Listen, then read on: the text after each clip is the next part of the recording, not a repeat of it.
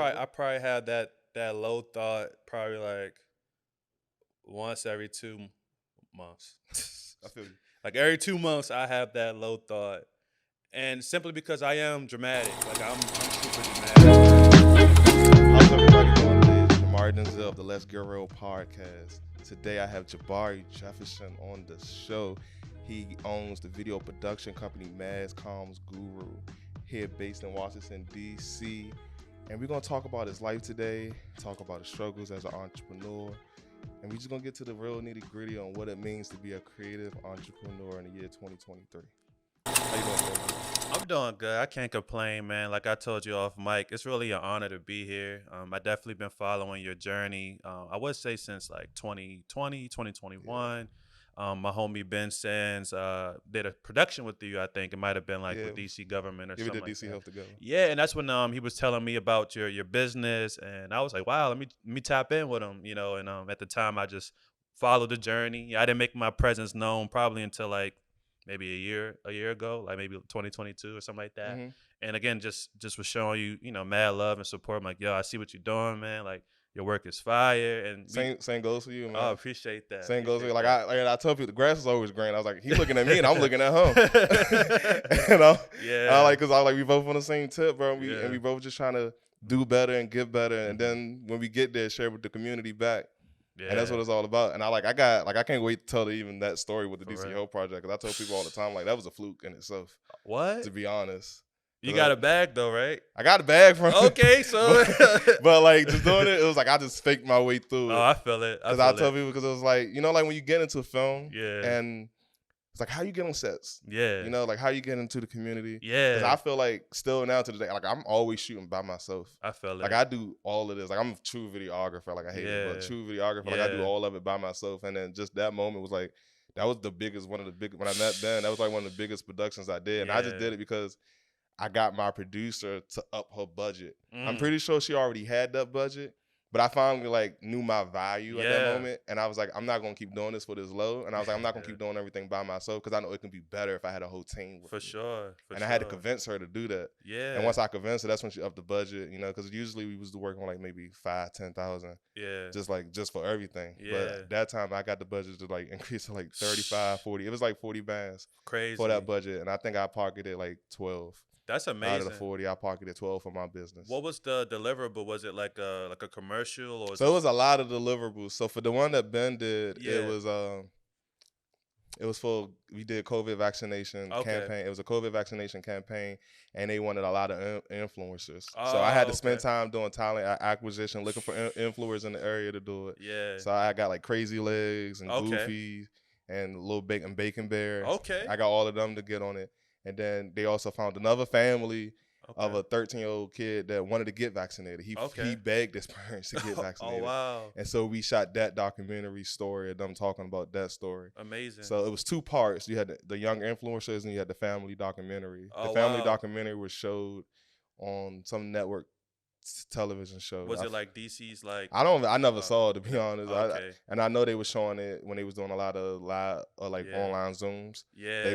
They did like a bunch of conferences, and they were showing it during those conferences. And I think when I first like discovered your work, it was kind of, I think, around the time that you were working on that project, and I was seeing like on your Instagram story, like you were like in the lab, like creating the motion design. I think you even was talking about like, yo, I need a Korean, translator. That was the second one. Oh, that was the second one. That was the second one. Yeah, we trust did me, too. I was watching every step of the way. That was the second one. Yeah. So the first one, I do motion graphics too. I remember seeing that like you were like when you posted it on your story, it was like so like. It was to me, it was impressive, but you kind of was downplaying it, like, yeah, I might just do this. I might just throw in a action sequence and like create. I downplay everything, because to me it's like I could do better. I'm like, I ain't doing enough. It's always I'm never doing enough. And that's crazy as creatives, like we're in the field, we're always like, so in it, and sometimes people on the outside, they're looking at us like, dang, like you're doing all this, and for us it's like, and that's bro, because it's like I get so many DMs, and I'm gonna finally say it. I get so many DMs from people asking to like shadow me and do stuff. And I'm like, bro, I don't know why you want to shadow me. I'm not doing shit. That's how I think. I'm like, I'm not doing anything, bro. I was like, and so I don't know, but everybody, like how you said, they tell me, like, nah, I want to get to where you at. Yeah, for and I'm sure. like, bro, I don't know how I even got here. Yeah, that's crazy. You know, like I just something happened and it just went that way, and I just fell through. Like that was the first time like I got 35K just slid in my bank account. Crazy. At one time, I was like, crazy. Shit. Like I don't know taxes and nothing, right? Like I saved that much, but like just to hit it, I was like, now I'm responsible for this money. And are you vocal about that? Because I feel like that's like very impressive. Like I didn't even know that. Like I think. So I've been supposed to been working on videos to like talk about all that, because I wanted to talk about my first contract. Actually, no, that one's for 20. So the first one was for 25K. Okay. And like I said, I think I pocketed 8. And that one I pocketed 8 to 10,000. And then the second one was for 40K. The second one, that's when we did everything was in different languages. We did Vietnamese, Thailand. It was like a bunch of French, Spanish. And I had to translate it, and like so. Luckily, I know a little bit like of Spanish and stuff. Crazy. But I was like online using Google Translate. It was like a whole bunch of stuff. But like I'm a finesse. Like I call myself the king of finesse. Because to the whole point of pocketing, like you want to be profitable. Like you could have hired. Because they wanted to hire translators and everything, and then we had to do Zoom calls with them.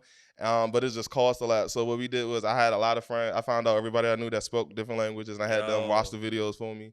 And then I did Zoom calls with everybody, and then they had people that knew the languages. And when we was able to do Zoom calls, we were able to. And because I had to do captions too. I had to do the captions by myself. That's and crazy. I had to physically, and luckily Premiere made it easier to do captions now. Yeah, I did notice that. Yeah, Premiere made it easier, so that helped me out a lot. But like I had to do captions for every single language. And I had to make graphics, and every single language is just so different. So Jamar, like that's a lot. Like that's a lot of work. And so like, do you see the value in kind of taking on the brunt of the work, or do you see the value in maybe? It's crazy he interviewing me because I haven't got to my phone yet. Because I feel like I should be having a notepad in my hand, because like I guess we'll talk a little bit more about like my story and stuff. But I mean, since we're on the topic, like for situations like that, do you kind of say like, you know what? I have a certain amount of money I want to pocket. I want to. I wasn't even thinking about the money. Oh, you wasn't? Nah, not really. Oh, wow. I wanted to make sure everybody else got paid. That's honorable, man. Like I was thinking about the money, but at the end of the day, for me, it was like if I can really make this shit look really good, I'll make it look really good, even if I'm not even getting paid. And it's like, and even like. It's like the first one I did. Like it's so funny. Like so, the first COVID joint we did, I actually caught COVID the day we shot it. No, the day like 2 days before we shot it, I caught COVID. And I spreaded it. All right, super spreader. All right, so Crazy Legs. If he ever sees this, I'm the one that gave you COVID. Oh man, all Crazy Legs. Man. All right, because Crazy Legs got sick. Like we shot on Sunday, and then we were supposed to relink on Thursday to shoot some more stuff. But like on Monday and Tuesday. By Tuesday, his manager had said he had got sick. I was like, oh, shit. And I was like, damn. Well, tell me if it's COVID or not. And then I started feeling sick around Thursday. And then I got super dehydrated, and I had to go to the hospital on Friday. Shit, and that's when I found out I had COVID. And then I called him, and I was like, yo, so I texted the manager. I was like, how Crazy Legs feeling? He's still good? And he's like, nah, it's COVID. I was like, oh, damn. And I was like, damn. I was like, I think he gave me COVID. Damn, went for Crazy Legs. But then I found out. So that happened on Friday. Then the next Monday, I found out the group of people I was hanging out at Bliss nightclub that previous Friday. Everybody in that back room had COVID. Ain't that something? Like I feel like as creatives, man, like we have our personal lives. We want to be active. We want to be outside. But then we also gotta be mindful. Like, dang, like I gotta also be in person. I also gotta create. So it's kind of like, dang, should I really pop out? To this club. I mean, I was working that night. Oh, you was working. We had one of my artists was performing with Kleegart. He had created a Keylock show, so I was shooting. So somebody in that back room had COVID and gave it to everybody. But so during that, after we got done the production, I was sick with COVID for like 3.5 weeks. Dang. And I was like sick, but I still had to edit. So I'm like I'm on my computer like he saw me. I was crying. Oh man. Because I'm like trying to edit, but like my stomach was hurting. I had to throw up every 10 minutes. Man, that's the dedication. And it was like a headache. And I was editing, and I had to take a 15-minute nap. It was just so crazy. And you made it happen though. I made it happen, but I didn't make any more money that month. Like I was down for 30 days. So I didn't make all the money I pocketed like that. Hopefully that I had that to sustain me. But for me, like it wasn't about the money. It was really about let me get this done. And I was trying to work with the budget. But like I said, that was my first time working with a budget and hiring everybody. So I got Ben. I had Ben. He was like up to like $1,000. I had multiple days of shooting, Yeah. And then I got my boy David, he was my gaffer. Yeah, the one David. I gave. Yeah, David. Oh, David Muderay, right? Yeah. I got him gaffing. I had Zach David DP. Vaughn was there. I had he was behind the camera right now. And so I had a whole team. Then I had to find the venue that we was in. We was at DC Studio Rentals in Silver Spring. And that joint was like a bucket. Like they wanted like 15 2Gs a day to rent that spot out. So learning all that. Like I said, I didn't do none of that beforehand. That was my first time doing and that's impressive. I think that's really impressive to take that leap of faith and just say, you know what? I might not have that. I'm gonna play with these people money. But we gonna make it work. We gonna make it work. And then, but they loved it. They loved it, and then they booked us another one 4 months later. And that's when we did the second one with all the English people and stuff like that. And that's amazing. I think that just goes to like your work ethic and your time. But then I don't work with that client no more though, so I probably won't get those government contracts for a minute now. Oh man. Because so I was gonna do that video. Like I lost a $30,000 contract because of my ego. Damn, your ego. What happened? Cause after the DC Health project, we were supposed to do another project, and with that project, they had me going around taking pictures of DC. Okay. And the producer was saying that she wanted to use my images for a gallery at the I think I saw you made a post about this a while back. I talk about it all the time. Yeah. For real. And so she wanted to use it for a gallery and use my images. And I'm like, all right, well, you want to use my gallery? Like, that's not like you want to sell pictures and stuff like that and put your name on it. Because like it was a work for hire situation. Oh, yeah. And so that sucks, you know. And it was somebody I trusted. Oh, yeah. And so I wasn't really tripping off the contract, but look, like in hindsight now, I wouldn't have signed the contract the way it was because it like gave me no rights to any of the stuff that I shot. Damn. And so so everything is like is that Productions company because like I was the sub while they was the prime production company. Talk on that. You know, I feel like I'm starting to like take us. I didn't even get to my icebreaker yet. Hold on, because you might have to come back. So let me get to the icebreaker first of all. Let's get to the icebreaker. All right, we supposed to do an icebreaker at the beginning of the show. Yeah. So the icebreaker question was supposed to be, if you could have a superpower. Oof. Okay, go ahead. Between two. You only get two options. And it's flight or invisibility. Ooh, okay. Now, flight, that's all you get is flight. You can fly up to like 1,000 miles per hour. Oh, that's lit. That's it. And invisibility, you can become invisible. Nobody can see you and they can't hear you when you're invisible. But things you touch are still, they won't turn invisible. Okay. But you become invisible. So, what superpower would you have? All right, cool. So if I can explain why I chose it and why I didn't choose it. So I definitely would say flight. Okay. Simply because, like, for one, I don't like driving. I hate driving. Kaylin can tell you, who's off camera, I do not like driving. I hate driving too. Driving, because it's like when I was a kid, like especially growing up in DC, like all my friends had cars in high school. In DC? Yeah, I'm from DC. I grew up in DC. I'm saying they had cars. I got a different. What part of DC? I went to school in Northeast. I went to Phelps. I went to two high schools. You went to Phelps. I know Phelps. Okay, you went to Phelps. Yeah, so like a lot of I went to Friendship. Okay, so like a lot of my friends, like senior year, they had cars. Like everybody was pushing cars, and it was, Kaylin, don't get mad at me for telling this story, but it was a young woman that I used to date, and we no longer, like it was like senior year, we broke up or whatever. And she used to be pushing this like nice Cadillac, and like I'll be walking to school, she'd be driving by me with her new dude in the passenger seat, and I'm like, oh, I already like this feeling, I need a whip, I need a car. So if anything, it was like peer pressure, like everybody had whips or whatever. So I was pressed to get a car, but as soon as I got a car, I was like, why was I so pressed? Like traffic, all these gas is through the roof right now. Car maintenance. Like I got a pending part that needs to be fixed in my car. I got like $2,000 I got to do on my car right now. Bro, 2 to 3. Adulting sucks. But this is more important to me than my car at the moment. I feel it. So I was definitely, and that would be my reason why I chose flight. And the reason why I wouldn't choose invisibility, because I'm sensitive. Like I would hate to like, be invisible, like put the little Harry Potter little cloak on or whatever. And I like walk into a room and niggas just like, man, not Jabari, like, especially if it's people that I rock with, you know what I'm saying? They say a lot about your confidence though.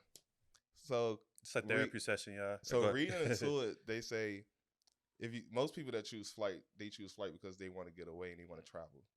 They want to travel, they want to get away, and they want and seeing how you said they don't want to walk, and this is easier for them to travel. They say people that pick invisibility have low confidence. Damn. They sneaky. Because if you choose invisibility, usually invisibility always come with these negative thoughts. Yeah. Like how you said, they come with negative thoughts, and flight comes with positive things. So it's the type of person you are. Damn. And like when you want to become invisible, you become invisible because you either want to hear what other people saying about you. You want to see what people doing. You want to watch people, or you want to steal. For real. So that's why you choose invisibility. And but when you pick flight, all the reasons you pick flight are positive. They are. Even when you really or it could be, I mean, to that point about being sneaky, like let's say I chose flight and I like stole this fake money, or let's pretend it's like it's real money, and I stole it and I just flew away. Like that could be negative. It could be. But I mean, I think it's like a majority thing. Oh, it's yeah, like I feel a statistic thing. But I thought that would just be a cool question to ask. But so you've been asking me a lot of questions, but we gotta get to you. Oh, okay, okay. So what's going on with you and your company right now? I mean, so business and life, work-life balance, like that's always been something I've been trying to work on. But I guess I'll start with business. So business, I would say, has been going pretty good. So like I made the conscious decision, I think, really, actually, I look back at my Instagram highlight. So I made a post like September 22nd on my story, and I was just talking about like the gripes of like doing what we were talking about earlier, like being a solopreneur and then the importance of having a team. So like I was like, I think that was like peak burnout for me, like in September, of just doing so much work as a solopreneur. Of last year? Yeah, of 2022, and I had my experience with Instagram is really cathartic. Like I really use it as a way to vent and just express myself, and also share information about just my journey or whatever. So at that time, like I made a post, and it was, to paraphrase, it was like, yeah, man, like moving forward, I have to have a team. I need a team. I need a team. So one thing about me, like manifestation is like really big for me. So like I'm a visionary, so I really believe like if I apply myself, as cliche as it sounds, if you believe it, you can achieve it, right? So I feel like that has been my motto, really since a kid. Like those are the things that my mom would tell me, and again as a kid, like, mom, just get out of here, you just being a mom. But like I feel like a lot of those principles that we learn in our youth, they show up in our adulthood, and especially when we're going through like different dilemmas and like business crises, like those words from granny, or auntie, or mommy, mom, all those things, they kind of resurface. So I was like, you know what, if this is something I want to do, I'm a aspire to do it. So like I literally like reprogrammed the way I thought. Like I can't do this by myself. I need a team. I need a team. And like it will show up in the conversations that I have with like Kaylin, or have conversations that I'll have with like my friends, my family, and then even like strangers, or colleagues. And then like I would just, like it's like once you start to kind of have a destination in mind, you might not know how to get there per se. Like you put it in the GPS, and it might give you all these different ways to get there, but you know where you got to go. And each step of the way, like whether it's a conversation, or if it's a book that you read, or a course that you take, it all, it's all just helping build that foundation to get us closer to our goals. And that's what happened. So in December, I attended a networking event at Sun Studios in Baltimore. And Sun Studios is owned by a photographer by the name of Zara. And she also has a creative agency where she creates content that highlights the Black experience, that's cool. and creatives or whatever. So Zara always throws like networking events at her studio space up in Baltimore. So I went with one of my colleagues, Zion, who's a R&B singer. Howard, he goes to Howard. He's great. He's a great guy. And so we went up there together. Really no crazy expectations. We just went there to network, meet other creatives. And then I ended up meeting my consultant, Gia. Her business is called Simply Gia, and she pretty much works with helping creatives get organized. So again, like I had that programming in my head where I need to scale, I need a team, I need a team.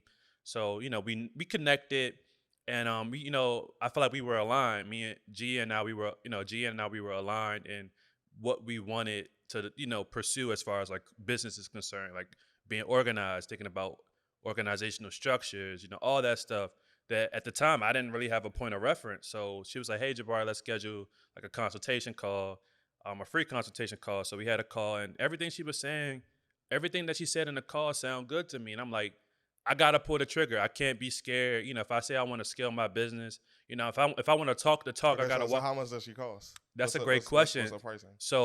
So we had our call, I want to say like on a Wednesday, right? And she has like two price methods. She has like her rates, and then she has like her incentive rates. So her incentive rates are broken up, monthly. Like either it's a month, 3 months or 6 months, and pretty much each of those months she'll detail like what areas of focus that we'll cover. So her focus is on organization. So she uses a productivity tool called Notion, and Notion is like Yeah, I've used it. Oh, you use Notion? So for those that don't know what Notion is, it's just pretty much like an intuitive way to schedule, your activities, your events. It's just a way to get organized. And Notion also has like a artificial intelligence component that can help content creators come up with captions. Just different like search engine optimization, all the big tech stuff that we all need help doing. Right? It's all on Notion.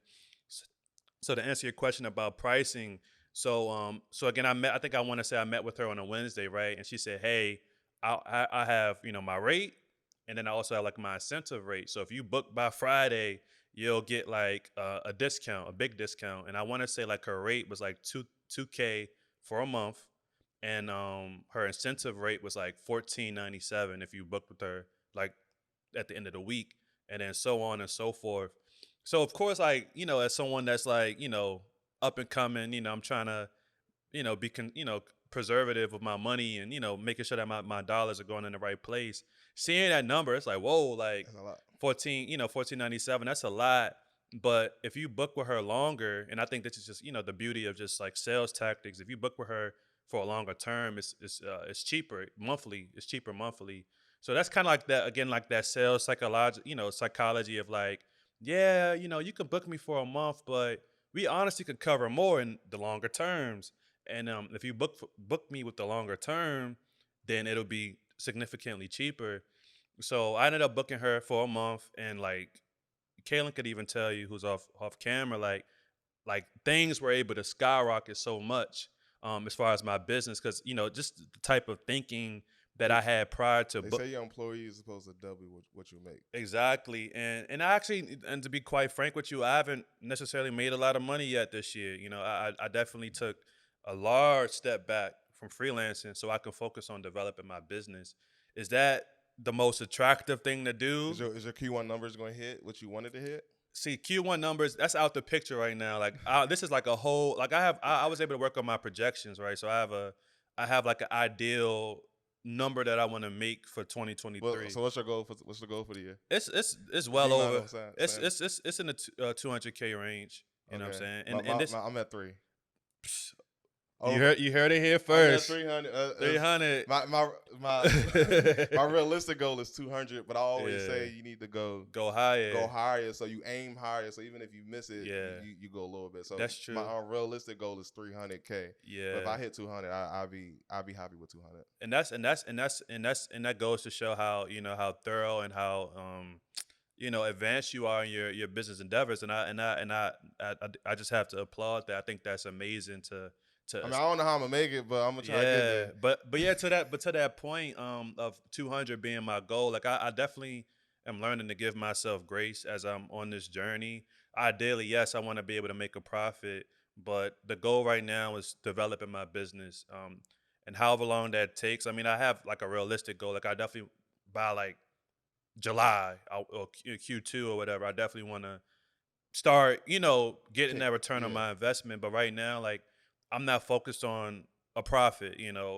It's kind of out of the picture right now because of how much money I'm putting in to develop and essentially this is a whole new business model. Like this is me like leading like from 2018 to 2022. I had the mindset of an individual as a solopreneur. So is she the only new component you bought on board? Nah. What other components have you bought on board? Man, it's crazy. So like again, like this month, like. And I don't want to like. I definitely want to give Gia credit, but I don't want to give her all the credit because it takes a village. So I think that there had to be a shift in my way of thinking. You know what I'm saying? So, and what I mean by that is, again, like I was focused on being a solopreneur. Like I was very tunnel vision. I feel like I had to be the best freelancer individual that I can be, and that was my motto. And each year I was able to increase my sales tremendously, and then having 2022 be my mark, the mark, my 100K mark. And mind you, like I was what's the saying like flying by the seat of your pants, like kind of I never heard that one. It's kind of like, like the saying of like flying blind. Like it just like it was I don't want to say it was a fluke because it definitely was credited to all the hard work that I put in. But I did not anticipate that I would make 100K. It just happened. Usually letting your faith, I'm messing it up. You was going based off your faith. Basically. Yeah. Faith in yourself and manifesting what you wanted. Yeah. And just hoping that it hit. Yeah, and I definitely want to, answer your question about the team or whatever. But yeah, so like it wasn't until like I have a tax group that helps me with my accounting, bookkeeping, and just, all of the business matters, that is, is required by having a business or whatever. So I've been working with them since 2021. Belvedere Tax Group. They have their main office is in Baltimore, but they just opened the office in DC. Excuse me. Not that far from Silver Spring. So they've been, again, like they were the ones that introduced me to the PPP loan. So introduced me to how I could use the PPP loan for my business. And so Jason, he's the owner. So he's been telling me about scaling since the very beginning. However, like I just wasn't receptive. Like again, my focus was Jabari and being the best freelancer, being the best videographer, you know what I'm saying? And then I burnt myself out, doing that. And he was learned a lot though. The burnout, it does. Yeah. You get tired, but you become stronger doing it. Yeah, for sure. So like, and he kind of it was kind of like a disheartening conversation that we had, me and Jason. And I would say disheartening from like an ego perspective, because prior to the conversation that I had with Jason about scaling my business, I very much wanted to be me. Like I factored myself in all aspects of the business. I was like, I gotta be the videographer. I gotta be the editor. I gotta be and he was like, my man, like, why you want, like, you gotta take yourself out the business. You can't, like, in order for you to grow, like, you're gonna, in order for you to grow, you gotta take yourself out of the equation. Like, you can't be the laborer all the time.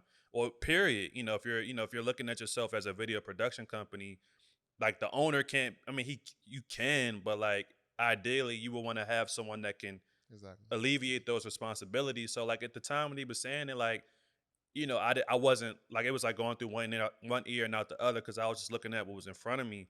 But he was like, nah, think about the future, my man. Like, like you don't want to be on this hamster wheel. And he like, he's a very like visual person. So like he just drew it out for me. He was like, it was like 3 steps. It was like right here, like the first step is where I was at the time. And he literally just drew out like a little. What was the step? I'm gonna tell you. So like it was like 3 steps. So the first step, and this is how he explained it. So like he drew like a little hamster wheel, and he said, "This is you. Like you're on the hamster wheel. You're just working, to break even or to just cover, to pay down debt." And at the time, I had a lot of debt. And then the second tier, or the second step was like, this is where you want to, where you want to be next, which is like thinking about profit. So once you exceed breaking even, then it's like, all right, bet now I got to be profitable. So it's like, what are the steps to be profitable? And then after that, the third and like I guess final step, unless there's more, would be growth. Like, all right, bet now that you're profitable, how can you expand this business? Whether it's like franchising it out, or just building a team so you can take on more projects. So granted, at the time, like I was like, I couldn't even see that. Like I'm still like, again, at step 1 on the little hamster wheel, just running, running, working. And granted, yes, like 100K as a freelancer, I guess that's a big deal. That's but the goal. That's everybody's goal. But it's not like, even to what we were talking about, I think off mic, everything, it's always greener on the other side. So like it's easy for people to aspire, for someone that's not in the position that I'm in and where you were, like, of course they'd be like, dang, like, congratulations, like, that's what's up. But yeah, my business brought in 100K, but that don't mean that's how much I pocketed. I said, don't worry about what you see. It's about behind because like I grossed 100K, but then I also had expenses. I had business expenses, and those expenses were also freelancers that I was able to subcontract. So a lot of that 100K went into somebody else's pocket. It went into, rental fees. It went into all these different expenses. Bought new gear, insurance. Tell them. Yeah, exactly. So like, even and it's like that was another thing too that I talked to Jason about. My business advisor was about projection. So I had no clue about projections. Like I didn't know what that was. And he was like, "Have you done your projections?" And I'm like, "What's that?" So he literally like sat down. We had a laptop open. We used like Excel, and he had like a formula that he showed me. And he just broke it down like so. At the top of the formula, it was like revenue. So like it was like, all right, how much revenue do you want to bring in for a given year? So that's said 2023, and I think at the time we just kind of just wrote like an arbitrary number. Like we might have wrote like 300K or something, just random out of nowhere. And then below that, it was like cost of goods sold. So like so with that, it's like those are like your variable expenses. Like how much does it cost to run your business? So like he also used an example of like a restaurant. So he was like, so as a restaurant, what would be some of the variable costs? Like and I forgot how he said it, but we can kind of just play pretend and imagine. A restaurant. You might have to pay for like food and all these expenses. There's a lot of overheads. When you got a restaurant, you got your building, you got to pay for electric, you got to pay for the insurances, you got to pay for your liquor licenses, you got to pay for your employees, you got to pay for your food. But the variable, so like below the variable expenses, there were your fixed expenses, so like your rent, your lease and electricity, all that stuff. And then after that, it's like your net, like your growth, like what do you net after all these expenses are done, and then you have that net or whatever, and then all, and that's before like taxes and all that. And he was like, all right, that net is what you're going to essentially bring home before like taxes or whatever. And that was a low number, even though he was like throwing out 300K and all that. Like I think the net using that exercise might have been like 50K, but that's 50K in my pocket though. Yeah. Just with one business venture. And I feel like, so to answer that question from earlier, as far as like what's been going on with business, I'm also like forecasting. So like I'm 26 right now, right? So I turned 30, 3 years from now, whatever. 4 years from now. So by 30, like I want my business to be fully scaled so I can focus on other endeavors, like video production. It's my entry point to business. Actually, it wasn't my first business. Like I used to cut grass as a high schooler. Okay. But I would say like video production. I mean, at the end of the day, I feel like I'm a business person first before I'm a creative. I just so happen to be exposed to the arts, first. From Duke Ellington to like my aunt. So you got other business ventures you plan on doing in the future? Yeah, for sure. And I don't necessarily have them defined, but like my dad, like me and my dad, I consider my dad like he's your first mentor essentially, your dad, right? So or father figure. So my dad, I was telling him, I'm like, yeah, like I wanna pursue other business adventures, but I wanna wait, until like I could stay afloat more and I could kind of establish myself. And he was like, what you waiting on? Like, don't wait. Like if you wanna, do research or at least think about the next steps, like you don't have to wait until your, MassComm Guru is fully off the ground. Like you could still dream and aspire. So like I definitely, taking his advice, I definitely wanna, figure out what that next venture is. And I talked about you. I talked with you off mic about studio space. So I might even be interested in, getting a studio space or even just partnering with someone who has a studio space and seeing how I can support them and, just kind of make sure that there's equity and all that stuff. This whole spot was a fluke. this happened randomly for me. That's amazing though. Like even like you talking, I'm like, bro, that's the same thing I was in, because it's like I'm solo entrepreneur. I want to do everything by myself. Yeah. It's not that I want to. I feel like I need to. Yeah. Then it's like it's also a trust issue too, bro. And I have so many. So can I real quick? So I to that same point, so I modeled a little bit of my business off of another DC based business called Spark Street Digital. And essentially, like I used to work. Well, I think I still work with them. I don't know. They haven't called me back, but for work. But it's no beef though. It's just, or it's no discrepancy. I just think that it's a new year. They're probably trying to figure some things out. But they do primarily like live events, conferences. So I would cam out for them.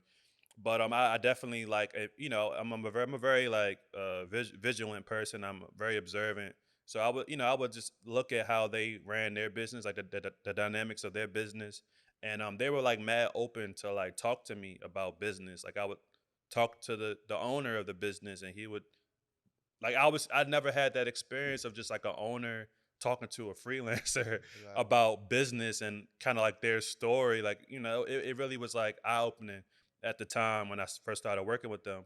But essentially, like what I was able to observe by their business, and this is not like no trade secrets or nothing like that. This is like information that's you can see on the internet. But essentially, like the owner, the owner is at the top, obviously, and below he has like a production coordinator or like a operations manager who also serves as like a technical director for some productions.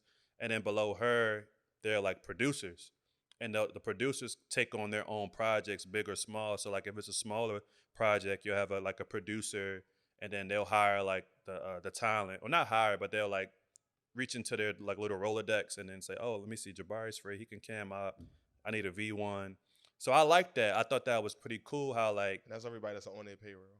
Yeah. So the freelancers are the lifeblood of the business. So the freelancers are the only ones that are like, I guess what, work for hire contractors. The producers are on their payroll.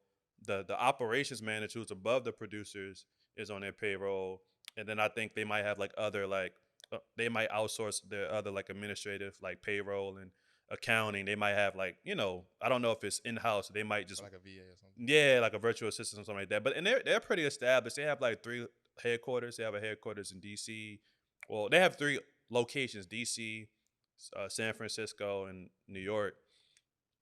But long story short, I like that business model of, again, CEO, operations manager, producers, and then everybody else is just freelancers. So I wanted to adopt that with MassComm Guru Productions, where again I would be the CEO. And I guess I brought up that point because the conversation that I had with the owner, like about trust, and like, because one thing I noticed that was kind of like off-putting would be like the owner would be, sometimes he'll be working the shoots, like he'll be in person, either providing technical support or like actually like directing or technical directing. And I'm like, I know, and he just had got married too. And I'm like, I know, like you working these weird hours and you're always busy. Like, do you want to? Like, I asked him, like, do you ultimately want to always be on set? And he was like, I have to. And I was like, why? He's like, because I just don't trust no one. I don't think no one can do it like me. And I'm like, well, there's one of you. So I feel like there, if you were able to, like, I'm like, whether it's like you got to replicate yourself. He was like, I just don't have the time. Like, I don't have the time to do that. And I was like, that can't be me. Like, I don't want that to be me. Like, even I have conversations with so I'm doing like a project now. I'm test driving that business model of having like the team and the operations manager and the producer. So I'm test driving that with a spec project, and I kind of had to play that tug of war of like, how involved do I, am I going to be? The reins go a little bit. Yeah, and so, and to that same point, like I had a conversation with our director and our producer, and I was like, yeah, man, I trust y'all, and I like kind of like step back, and my director was like, yo, Jabari, like don't, like, this is still your project, like don't feel like you can't be involved because you trust us. Like, we still want you to have an opinion and thoughts on, especially me being like the EP for the project. They was like, he was like, the director was like, we still want you involved. So it's like figuring out like how involved do I be, or how involved I should be, and how least involved I should be in certain aspects. But everybody's on point. Like my producer for this project, Spencer Kelly, like he's killing it. HU graduate, he has a background in business. He also served as like a production assistant on a lot of local, like network productions. Like he's really tapped in, to like the world of producing. Just the same amount of effort and energy we put into like our work as videographers, photographers, DPs. Like he puts that same energy solely in producing. So like he's like on it, and like very inspiring. And he's really the standard of excellence that I want to have in my business. You know what I'm saying? So, he's on it. So like, again, like for us, like we're the ones sending out call sheets, and we're the ones, sending out parking instructions. But like having somebody that's dedicated to doing that, like it's like it's a breath of fresh air. But it's like, dang, that, like, so what's my role? Like I'm like, damn, if you got to focus on some other stuff. Yeah, so like it's kind of like that dynamic of like, I've been used to doing, like, it's like, I guess it's like you gotta be careful. We gotta be careful what we ask for, because yes, I made that comment. I made that story post in 2022 talking about how I'm burnt out and how I need a team. I have a team, and I'm still moving like I'm an individual. You know what I'm saying? It takes a while to transition. But Crazy. you'll get there. So let's get real just a little bit. Let's get real. I'm ready.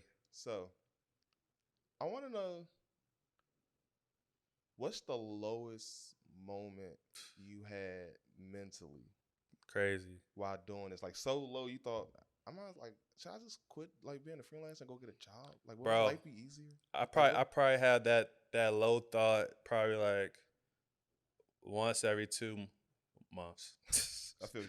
Like every 2 months, I have that low thought, and simply because I am dramatic. Like I'm super dramatic. Like I don't know. I mean, I'm not like that's not like a quality that I'm mad at. Like I'm not beating myself up because I'm dramatic, but I just feel like that's just who I am, and I just gotta know to find ways to cope, or find ways to like how do you do circumvent. That? And how I do that, like I stay grounded. I have my girl, Kaylin. I have my parents, my friends. I have like people that I consider as mentors, like yourself, who can kind of remind me, like, yo, bro, like, what you doing? Like, stay in the arena. So I would say the last time, like, at least outwardly, that I expressed that mental, like the feeling of pessimism or whatever. I want to say it might have been like around Thanksgiving or so, maybe a little after Thanksgiving. I had made a post, and it actually came from a situation that I had with a collaborator that wasn't favorable. But I learned so much from that experience, and I don't really want to go into details about that experience. But long story short, I had like a dispute with a collaborator, and it really like broke me in a way because I felt like I was doing everything I was supposed to do to be a good communicator, a good listener, a good articulator, and those efforts weren't even reciprocated or even like acknowledged. And I'm like, dang, man, like, and this was around the time that again that I wanted to make that conscious decision to like collaborate and build a team, and then I was kind of met with that resistance. I was like, dang, like I just can't get right. I kind of had one of those moments. And again, I'm dramatic, so I posted about it, and I just got like an outpouring of support, from like the creative community. I'm not sure. I think you might have said something. I don't know. It was just like a lot of people. I don't remember everybody just because of the circumstances, but like a lot of people was like, "Yo, bro, like keep pushing. Like, come on. Like, this is just the beginning. Like, you making so much accomplishments. Like, keep going." And like another one of my big bros, Malcolm Cook, he was like, "How dare you try to quit the hardest job in the world, as far as like getting gigs. Like, how dare you? Who do you think you are? Keep pushing. Pretty much like keep pushing, bro. Like this shit not easy for none of us." It's not. It's such a struggle being who we are and doing what because we do it because we love it. Yeah. But we also do it because we also know we want to take care of our families because living in this matrix, you got to be able to take care of yourself, and without doing, you need money. You know? Like I always ask people all the time, like, what you do? Would you do it without getting paid? It depends. That's the biggest thing. Like if you just keep doing all this stuff without getting paid. I do that now. Well, technically, I do that now. So I did a short film called Flame. We shot that about 3 Saturdays ago. Okay, I saw you guys working on that. Yeah, and like that, I didn't get paid for that project, but I loved every moment of it. I consider, these spec project, pro bono projects, I consider that like film school since I didn't go to film school. So I think it's like a level of arrogance to think that I could just shoot a film and I deserve millions of dollars. And that's a lot of things I want to say. It's a lot of people, you got to do the spec work. You got to do spec work. I'm even though we're doing spec work. We got one. We about to plan for like the 18th. Amazing. Let me know. We can hook up with it. Because I have a YouTube series I used to do called Recreate That. And it's basically like I just pick like my favorite movie scenes, the TV show scenes. That's really and I good. legit just try to recreate it on a shoestring budget. That's amazing. So like I think the next one we're gonna do Vaughn's behind the camera today. We're gonna do Breaking All the Rules. Okay. With a scene with Jamie Foxx and Morris Chestnut. Okay, let me know. I'm an axe. I do need a shooter. Okay, get your Denzel on. Yeah, exactly, Denzel. That's actually the reason why my name is Denzel. Okay. Because for Denzel Washington. But yeah, I'm an axe. I'm gonna be Morris Chestnut, and Vaughn's gonna be Jamie Foxx, and we're gonna recreate that. That's cool. That's really cool, man. I saw a project that you posted recently. I think you did with Zach David. It was like a car scene. Yeah. That was for a show. The 48-hour film festival. That was really good. We shot that a couple of years ago. That was it was just some random thing we just decided to do. Yeah. Shot it in 2 days. Amazing. We wrote it, shot it, and edited it in 2 days. That's impressive. And it came out like surprisingly good. That's impressive because I mean, hey, look at the talent involved. Like I've learned to never doubt the abilities of myself and the company that I keep, because I don't think we're capable of creating anything that's like trash. We're too talented. The crazy thing is, I think everything I do is trash. But that's crazy. I mean, I feel like that just goes to us being like, I don't know if I'm a perfectionist. Yeah, so like for me, like I've learned to like avoid those thoughts because it's a quote that I saw recently. What did it say? Perfection is the enemy of progress, and I believe that so much. Like even for That's me, why I just started doing stuff. Like even right now, I don't know if the mics is picking up, but like the baseball facility underneath us is loud as hell. But we gotta do what we gotta do. But yeah, if anything, in my head, I'm just gonna put a disclaimer at the front of the video and say, "Hey, it is what it is." For real, because I feel like I feel like it's so many. I have these conversations with so many of my creative homies that they want to start doing podcasts. They want to start being more outspoken, but they're scared. Bro, like I hate I'm very subconscious. Like I don't have my glasses on. I can barely see you at the moment. Shit, we could be twins. Because I don't like. I think I look better without my glasses. You know, I didn't want to be on camera. I hate the sound of my voice. Like people say I can sing. But I hate just a little bit. You gotta hit a note for us. We gotta do a little. Let's content over everything. Keep going. I used to sing in church before I started believing in religion and stuff like that. Or organized religion at least. I feel that. Yeah, like we can go back into that another time. That's cool though, man. I feel because like to that point, man. I just feel like we just got to start. You just gotta do it. Like, you learn why you doing it. And like one thing that my dad always tells me, he's like, whenever we have those thoughts of like doubt or fear, just look back and see how far we came. Like, look at year one. I used to be 400 pounds. Talk about it. Talk about it.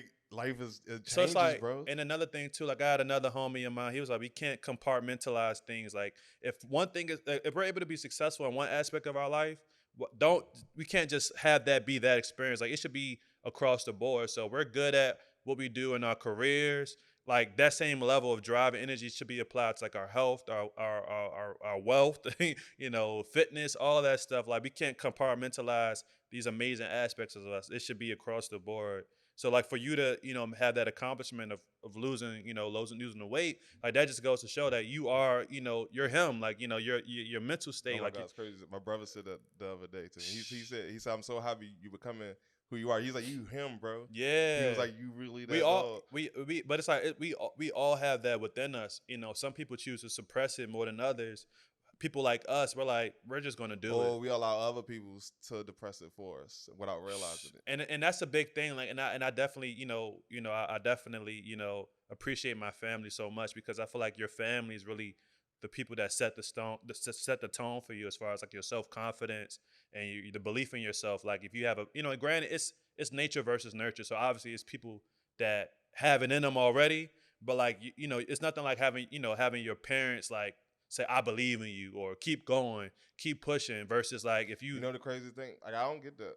I be wanting it. Yeah. But I don't get that. Like my parents don't even, I don't get any, they don't talk to me at all about what I do. Oh, sorry. Like it's kind of crazy that like I'm even doing it, But that's what I'm saying. It's like nature versus nurture. Like for some people it's in them. So it don't matter. I just push it. I don't know if is it something every day I wake up, it's like, for me, I know I got super depressed when I was like 10 because I realized at an early age that I might have to be the one. For real. To get my family to the next level out of poverty. For real. I learned that when I was 10 because I realized I was one of the smartest people. Now I don't want to say it like that, but I realized I had that in me at a younger age. But that made me depressed because it put like a lot of responsibility. I put the responsibility on myself. Yeah. So I shut down a lot because of that. Because I was like, damn, do I want to be him? Yeah. So I had that, but then like after my brother died, rest in peace. This is what this tattoo is right here for my arm. Once he died, that kind of like woke me up, and I was like, I gotta just sit here and just like wallow and like with those feelings that I'm feeling, or I can just enjoy life for real. And so at that moment, it made me want to enjoy life. For And real. so at that moment, that's why people say, I never seen you get upset. People say that I never see you upset, Jamar. I never see you, like, even when like shitty shit happened to me, I just like flake it off. Man, I just keep pushing. Like I said, every morning is just, I don't know, just something in me that's just telling me, and that's great, bro. And I feel like those are the characteristics of just successful people. But you need, like, how your father is, like, you need that. If, like, the person I'm in this studio with now, like, he's doing that, and I appreciate he was on the last episode. I post him all the time too. United Photography. He is that person for me. That's now. amazing. So I'm giving him his flowers now because I don't say it a lot. But like he's that for me now. Like even like how you said you got depressed in November, I got depressed in November. Yeah, bro. Like so my brother died 4 days before my birthday, and it's in November 20th he died. My birthday was on Thanksgiving. And so I always get depressed during November, and it kind of got me down. So I stopped going to the gym and stuff like that. I'm sorry. And he slowly, I started slowly realizing what he was doing. Yeah. But he was like slowly getting me back in the gym and getting me back in my zone. You talking about United Photography. Yeah. He was slow just about making slick remarks. Cause he know how my personality is. Yeah. Like he knows I like a challenge. Yeah. So he was like, I ain't see you posting the gym a lot lately and stuff like that. Yeah. Or stuff like that. Or he was like, show me how to do this real quick, because I like challenges. Yeah. So he would challenge me more. And that's what I need in my life. And that's amazing. And I was, like I said, like on the last episode, I said I wouldn't have made 6 figures last year if it wasn't for him. And that's amazing. I feel like we all need those people, bro. We can't be afraid to ask for help too, whether it's direct help or indirect help. Like if we have people in our lives that are willing to like show up for us and see us, and support us, we shouldn't be afraid to, receive that. You know what I'm saying? Like receive that help, because we all need help. Like, and to the point that, the question that you asked a while back, as far as like, who are the other players involved in my business or whatever? Mom's a part of my business. Mm-hmm. Dad is part of my business. Kaylin, who's off camera, she's here to provide support. She's a part of my business. Yeah, he texted me and said, "Yeah, Kayla's coming to shoot some BTS." I was like, I never knew your girl's name. Yeah, but I figured she was when you said Kayla. Yeah, I figured. So I was like, that's what's up though. Yeah, because I'm gonna have to bring you back on, man. Cause we got a lot to talk about. Cause like we didn't hit everything I even wanted to hit on. Damn. But just to carry it on, I want to ask you a quick question. What's up? What do you want to be remembered for when you die? Definitely want to be remembered as a person that was willing to show up, support, give his last to anybody who needed it. I definitely want to be known for me being generous, me being a person that can inspire and motivate. A person that thought of himself last in any environment where there were things that needed to be done. You know what I'm saying? Like, that's just who I am. Like, I was, just out of consideration, donuts, like little things like that. Yeah, I appreciate that. It goes a long way. Like, I definitely appreciate the platform to be able to speak about my story and to share space with you. So, like, the way that I pay that forward is by, again, like, I give you your flowers, man. Like, you've done so much. You've inspired me. Just this experience alone has, not only, increased my, my visibility, being on such a reputable, platform to be, but like, again, like two black men. Yeah, I mean, yeah, because look, this is a filmmaker's podcast. Like, this is an amazing set. Like, this is an honor. And, and most importantly, we get to, as two black men, two black creators that are based in the DC area, we're already like demystifying the rumors and the narratives that we can't support each other. Exactly. We can't collaborate. Like, I don't like none of that stuff. DC don't gotta be the crab bro that they say. Yeah, like this is proof that, we don't subscribe to those notions of, like you said, like crabs in a barrel. None of that. Like, we are here to empower each other. Like, if you win, I'll win. You know what I'm saying? Even if that doesn't directly impact me, but you are a black man in a position to employ, other people that identify as black, whether they're men, women, you what have you. Like, you are in a position to change the narrative, and even to what you said, like you are the one to help your family, to be a provider. Mm-hmm.